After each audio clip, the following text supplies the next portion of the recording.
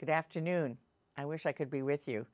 I want to thank the Land Policy Institute at Michigan State for putting together a wonderful program, the realization of the green economy in Michigan. It is real. It is a great opportunity for us. Many challenges, as always, but a wonderful opportunity.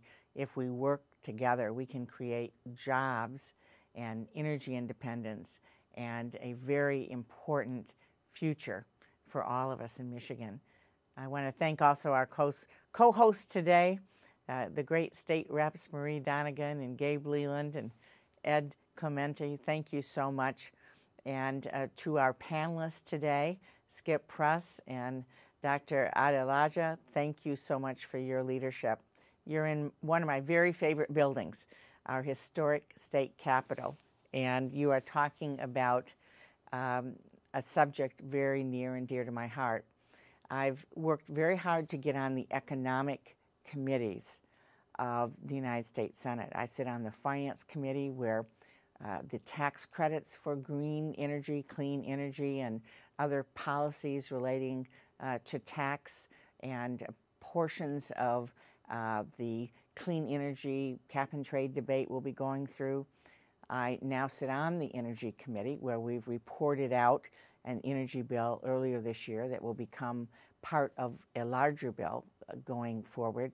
I sit on the Agriculture Committee, which is so important to us economically and also in the context of this debate, and looking forward to how agriculture and forestry play a major role in moving forward on biofuels, but also sustainable agricultural processes, and where we go with biomass and all of the efforts going on as it relates to forestry and wood byproducts and so on.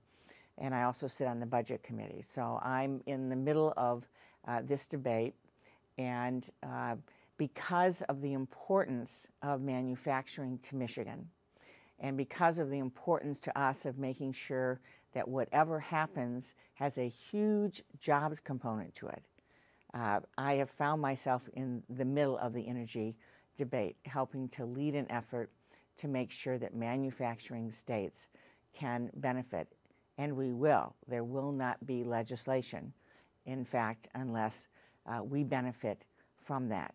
We all know that we make things and grow things in Michigan. You don't have an economy unless you make things and grow things. That's what we do. And one of the exciting parts of moving forward in a clean energy economy is the ability to make new products. As I've said so many times, there's 8,000 parts in a wind turbine, and we can make every single one of those in Michigan. As a part of the Senate Majority leadership, I have a role of organizing summits and educational forums for our caucus, bringing in leaders from various parts of the economy and leaders around the country. And I was very pleased to host a Green Jobs Summit this summer, and to bring in people, many from Michigan. We had about 20 people from Michigan coming in, leaders, and we brought people in, business leaders, labor leaders, environmental leaders, folks from our community colleges doing training. We brought them in to focus on what we can do to make sure that we are creating jobs from the new energy policies that we're advancing. I'm very, very happy with the fact that we have a new administration that gets manufacturing. When the recovery bill was passed back in February, for the first time I had a partner in the White House that understood that we needed to focus on incentives for manufacturing, which is what we have done.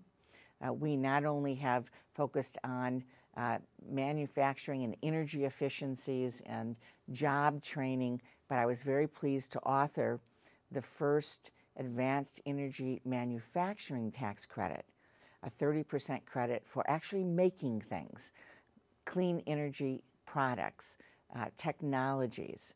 And we also, of course, did the energy efficiency and conservation block grants and weatherization and clean energy bonds and so on. But we in addition to the manufacturing credit, expanded for wind and solar, production and investment tax credits, and grant programs connected to them. And we are beginning to see the impact of that, the usage of incentives in Michigan.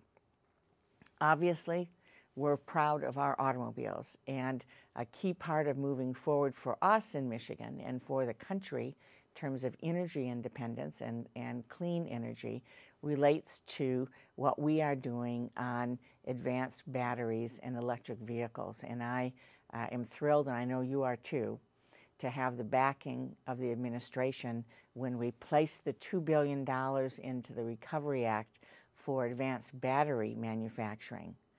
We in Michigan received $1.3 billion of that, and that's a national investment of $2 billion. So it's clear that President Obama understands that we in Michigan should be and will be the advanced manufacturing center for batteries in the country, and we intend to continue to build on that with the wonderful work being done by the governor, by the state, by the legislature, the MEDC, and all of you working together. There is a major strategic focus that I'm very pleased to be playing a role in and having the opportunity to provide resources to be able to help. We've added dollars in the Recovery Act related to refueling stations for biofuels.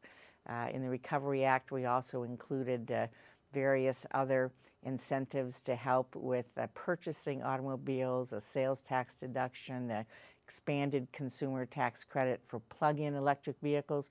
We know as these electric vehicles roll off the assembly line that the initial vehicles will be priced at a range that will be higher than other vehicles. And so having a robust tax credit, we have a $7,500 tax credit for purchasing new vehicles, will be very important as a part of the equation.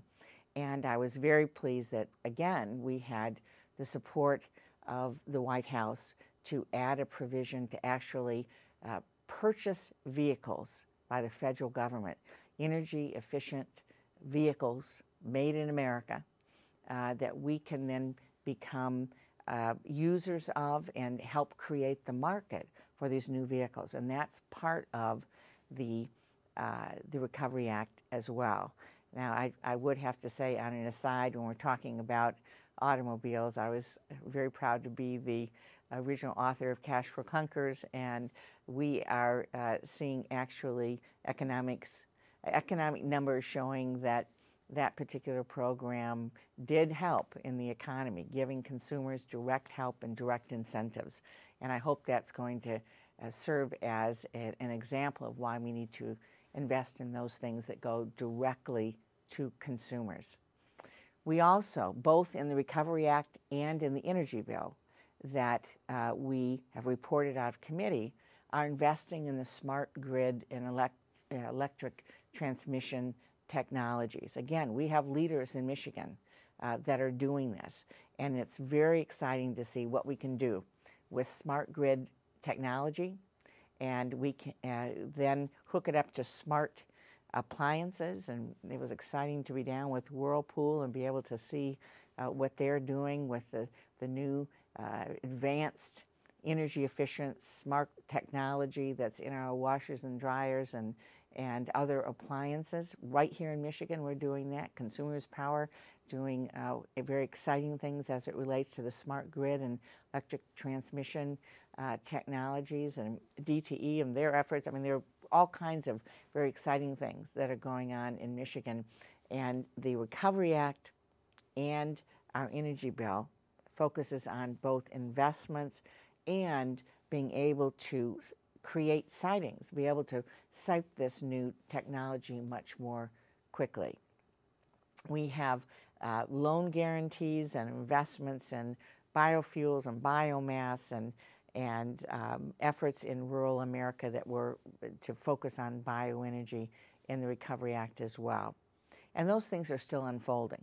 This is a 2-year piece of legislation. We are barely in ending the first year, and so we will see more support for what you are doing and resources available through this. I would be remiss if I didn't mention the Farm Bill.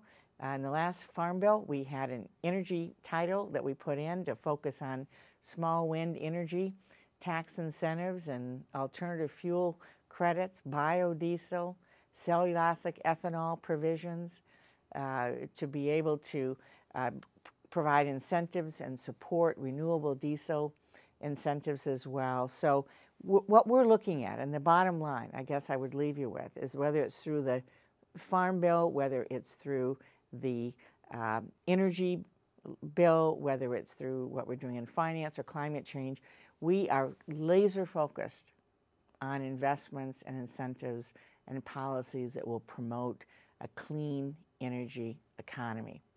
Again, our energy bill, which will be coming forward as a part of the climate change legislation, focuses on smart grid, on a number of different policies related to buildings and construction.